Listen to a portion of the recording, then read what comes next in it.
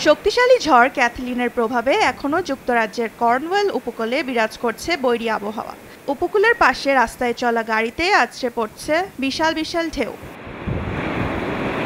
প্রবল বৃষ্টিপাত ও ঘন্টায় ৭০ মাইল বেগে ধেয়ে আসা বাতাসে বিদ্যুৎ বিচ্ছিন্ন হয়ে পড়েছে হাজার হাজার বাড়িঘর।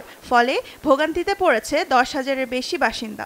প্রবল বাতাসের কারণে বন্ধ রয়েছে বহু ফ্লাইট। ক্যাথলিনের প্রভাবে ইংল্যান্ড, স্কটল্যান্ড ও ওয়েলসের ২ শতাধিক স্থানে বন্যার সতর্ক সংকেত দিয়েছে আবহাওয়া বিভাগ। ক্ষয়ক্ষতি এড়াতে জারি করা হয়েছে ইয়েলো অ্যালার্ট। বৃষ্টিপাত আরও কিছুদিন অব্যাহত থাকবে বলে জানিয়েছেন তারা।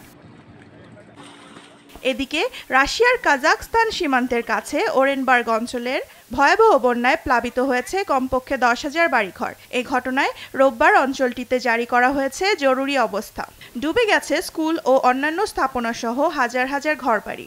মানুষের সাথে ভেসে গেছে গবাদি পশু। নিরাপদ আশ্রয়ে সরিয়ে নেওয়া হয়েছে বহু বাসিন্দাকে। অব্যাহত রয়েছে উদ্ধার অভিযান। এটি কাজাখস্তানের ৮০ বছরের ইতিহাসে সবচেয়ে বড় প্রাকৃতিক দুর্যোগ মনে করছেন প্রেসিডেন্ট কাসিম জোমার্ট তোকায়েভ। ভয়াবহ এ বন্যায় ওরক্স অঞ্চলের অবস্থা খুবই খারাপ বলে জানিয়েছেন গভর্নর ডেনিস পাসলার। দামান Mubashshira Hossain, news desk, Desh TV.